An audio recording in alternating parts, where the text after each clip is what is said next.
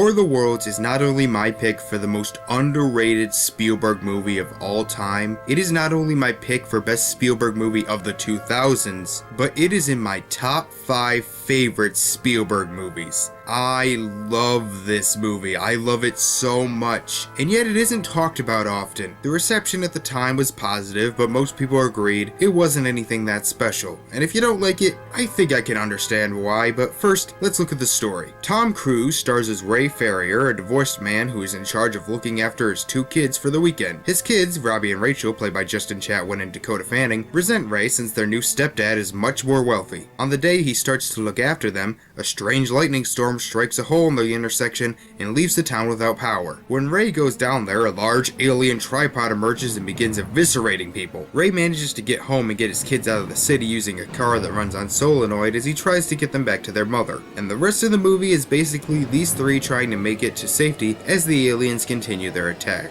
I'm not going to deny that this movie has quite a few problems, because it does. For instance, the lightning that the aliens come down in disables all electricity in town, and I mean everything, cars and all. But when the tripod emerges, one guy is actually videotaping it. How does that work? And then later we see that the other cameras were filming them for the news. So the cameras just happen to run on the same shit as the tripod? There's also one part where a plane crashes into the neighborhood the 3 are at and destroys everything except for their van. Literally everything else is destroyed, but their van is okay. But despite the plot holes and just plain coincidences, I do really love this movie, because this movie is really meant to be nothing more than just a fun popcorn movie. Now that doesn't mean it's mindless, it does do a lot of clever stuff, but the main reason you are watching it is to be entertained. And the main reason I was invested is because I really did love these 3 characters. They actually feel like real people. If aliens were actually attacking, I bet this is how most people would react. Ray is the everyman. He has his faults, but he is still an overall good guy. And I like that they don't just treat him as perfect and their new dad is some asshole. Robbie's a bit of a hothead, but that's just because he wants to help.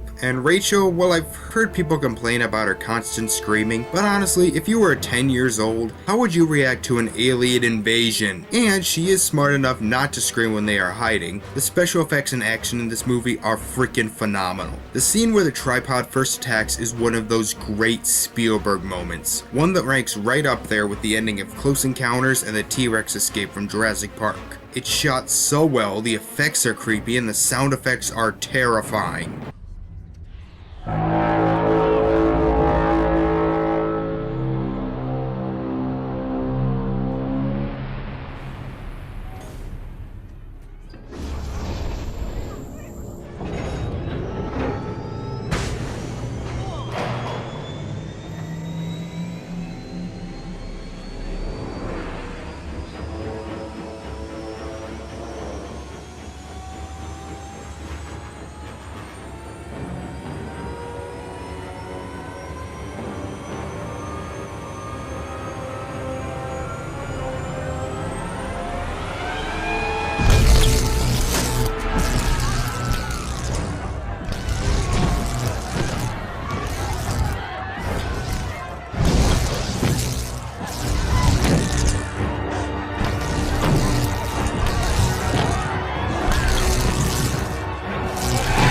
I also like how we follow a typical American family. If we had followed the military or someone who knew all the answers, then it would basically just be another Independence Day. Like I said, the movie isn't completely mindless, but does have some clever metaphors. Remember how I said Minority Report was supposed to satire the Patriot Act, but it didn't really work? Well, I think this movie does a better job on putting you in that modern day, post 9/11 feel. The scariest things in the movie are not the aliens themselves, but the machines they use. And some of the creepiest parts are the dust and debris left over from the attack. And yes, I did like the scene in the basement with Tim Robbins' character. I thought it was pretty suspenseful. So yes, War of the Worlds is not a perfect movie, and some might find it a bit too depressing, but for me, I love it. I love the characters, I love the action, I love the effects. I have read the book, but it was a long time ago and I don't remember much from it, but I think they did a good job updating it. I give it a 9 out of 10. If you haven't seen it, I more than recommend it. And next time, Munich, the 4th part in the I Don't Have Much to Say quadrilogy. See you then.